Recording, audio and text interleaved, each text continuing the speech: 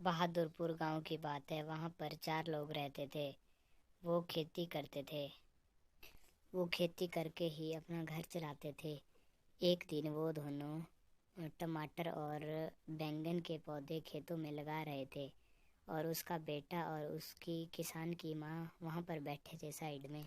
पौधे लगाकर वो वहाँ से चले जाते हैं क्योंकि अंधेरा होने वाला होता है, इसलिए वह सब अपने घर चले जाते हैं। बातें करते हुए वह वहाँ से सब चले गए। कुछ दिनों बाद वो दोनों खेत में आए और अच्छी फसल देखकर खुश हो गए और कहने लगे कि इस बार तो अच्छा मुनाफा होगा। वो खुश इसलिए भी थे क्योंकि कई सालों बाद उनकी इतनी अच्छी फसल हुई थी। इस बार अच्छी फसल उनकी खुशी का कारण बन गई।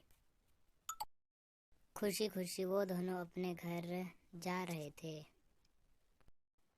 कुछ दिनों बाद अकेले में वहाँ पर बंदर आ जाते हैं और फसल को नष्ट करने लगते हैं। ये देखकर किसान का बेटा घर को लौट गया और घर में कहने लगा कि वहाँ पर बंदर आ गया है, वह फसल को नष्ट कर देगा।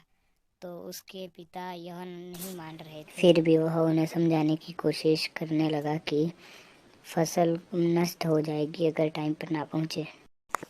पर वो उनसे कहने लगा कि अभी तो बहुत फसल है, ऐसी चिंता मत करो तुम, फसल को कुछ नहीं होगा। की माँ उससे गुस्सा हो गई। फिर वो तीनों खेतों में जाकर देखने लगे। वहाँ पर तो सचमुच पक्षी आ चुके थे। उन्हें लग रहा था कि फसल नहीं बच पाएगी अगर ऐसा ही चलता रहा।